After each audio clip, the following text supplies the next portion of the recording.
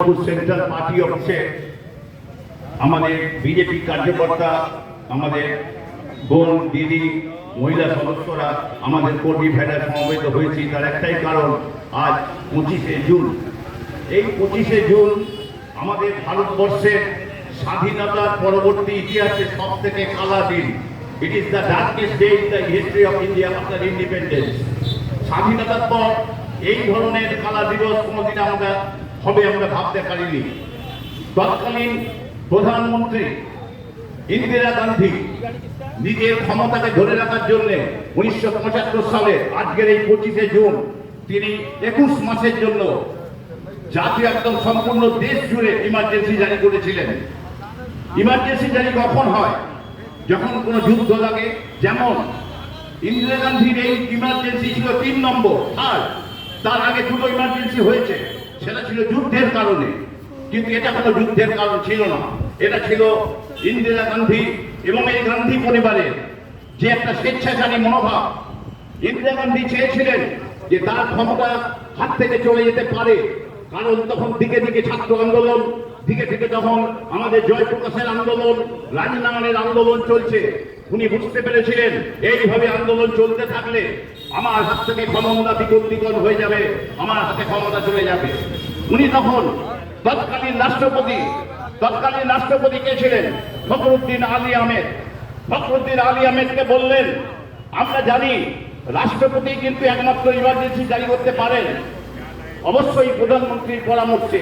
তাই সেই ইন্দিরা গান্ধী পরামর্শ, এবং সেই পরামর্শ নিয়ে তৎকালীন রাষ্ট্রপতি ফখরুদ্দিন আলী আহমেদ, ফখরুদ্দিন তখন সেই ইমার্জেন্সি জারি করলেন। আর সেই ইমার্জেন্সি চলল 21 মাস 1975 থেকে 1977 এই সময়টা পর্যন্ত। কথা বলছি, দয়া করে বক্তব্যের সময়টা বকবক করবেন না, তাহলে বক্তব্য রাখা।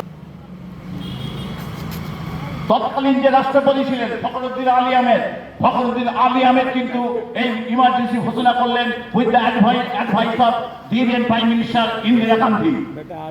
সেটা কন্টিনিউ করলে 21 মাস মানে 1975 থেকে 1977 সালে 21শে মার্চ পর্যন্ত এই ইমার্জেন্সি চালিয়ে গেলেন। কি করলেন? 1 লক্ষেরও বেশি বিরোধী নেতা, ছাত্র নেতা, বড় বড় সাংবাদিক, তাদের সব অ্যারেস্ট করলেন উইদাউট এনি ট্রায়াল। কোনো ট্রায়াল ছাড়া তাদের অ্যারেস্ট করলেন এবং বিনা বিচারে তাদের আটকে রাখা হলো। এই সময় একটা কালা কানুন জারি হয়েছিল। সেই আইনটার নাম যারা বয়সে কম তারা জানে না, যাদের বয়স বেশি তারা জানে। একটা মিসা বলে একটা আইন হয়েছিল, Misa act, maintenance of internal security act. সেই মিসা অ্যাক্টেতে যাকে ইচ্ছা যখন ইচ্ছা তার ধরে তারা জেলের মধ্যে ভরে দিলেন। 1 লক্ষেরও বেশি মানুষ কারাগারে রইল বিনা বিচারে। আমরা এই জন্য এই দিনটাকে কালা দিবস হিসাবে সারা ভারতবর্ষ জুড়ে আমরা এটা পালন করি। আজকের দিনটা সেই কালা দিন, যে কালা দিনে আমাদের ভারতবর্ষে বিনা বিচারে মানুষ বাইরে বেরোতে পারেনি। মানুষের যে সিভিল লাইবিলিটিস, সিভিল যে তাদের যে লিবার্টি, তাদের যে মৌলিক অধিকার সব বরখাস্ত হয়েছিল। উনি বলেই দিয়েছিলেন যে all the rights and the liberties will be restricted for the some time for the year. তিনি বলেছিলেন যে কোনো ডেমোক্রেসি বা লিবার্টি কাউ থাকবে না, শুধু আইনের শাসনের দেখা ইচ্ছা আমরা আইন করতে পারবো। তাই এই মিশা আইনটা চালু করেছিলেন, এই মেনটেন্স অফ ইন্টারনাল সিকিউরিটি। তৎকালীন প্রধানমন্ত্রী ইন্দিরা গান্ধী নিজে এতই স্বৈরাচারী ছিলেন, উনি বুঝতে পেরেছিলেন যে আমি আমার ক্ষমতা থেকে চলে যেতে পারি। তখন তিনি বিভিন্নভাবে ওই মিশা অ্যাক্টের মধ্যে আমাদের অটল বিহারী বাজপেয়ীজি, লাল কৃষ্ণ আদবানিজি, আমাদের রাজনারায়ণ, জয়প্রকাশ নারায়ণ প্রত্যেককে অ্যারেস্ট করেছিলেন এবং তারা জেলের মধ্যে যান। এবং অটল বিহারী বাজপেয়ী এটা নিয়ে বিশেষ মন্তব্য করেছেন।